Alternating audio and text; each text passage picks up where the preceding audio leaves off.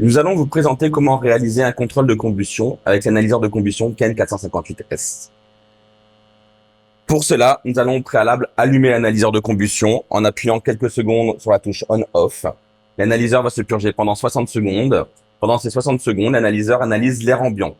Donc il est très important de ne pas mettre la sonde dans le conduit pendant la calibration.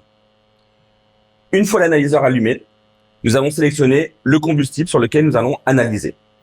Pour cela, à l'aide des flèches ici, sur la ligne du bas, nous allons chercher le combustible actuellement sélectionné.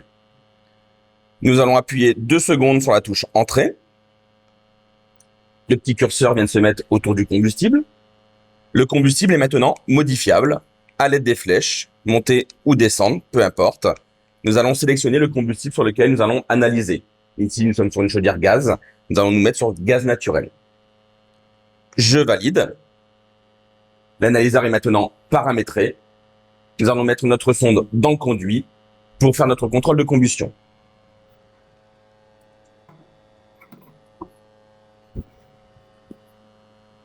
La sonde est maintenant dans le conduit.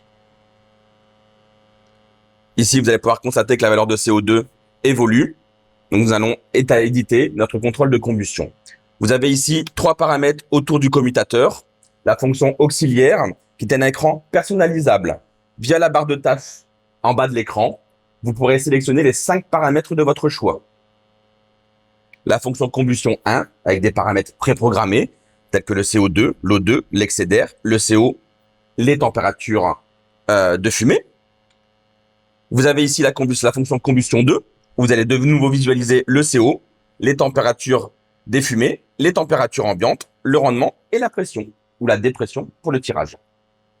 Donc vous pouvez basculer d'une fonction à l'autre pour visualiser les paramètres dont vous avez besoin.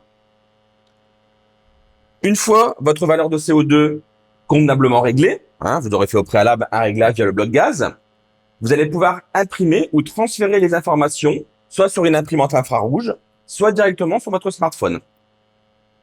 Pour cela, nous allons cliquer ici sur Transmettre.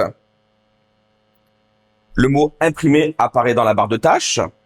2 solutions. Avec la flèche, on sélectionne soit imprimer, soit sans fil. Sans fil vous permettra de transférer les données vers votre smartphone.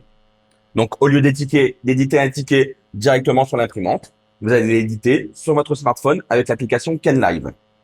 Ou, si on veut imprimer directement sur l'imprimante infrarouge de l'analyseur, on sélectionne imprimante, on valide avec la touche Entrée et nous allons transférer les données vers l'imprimante infrarouge. Si vous souhaitez éditer 2 tickets, au préalable, nous vous conseillons d'appuyer ici sur la touche Pause pour mettre en pause vos données et d'ensuite imprimer vos données. Là, vous pourrez imprimer 2 tickets identiques.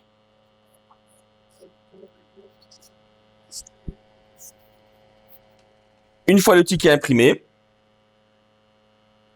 vous avez terminé votre contrôle de combustion.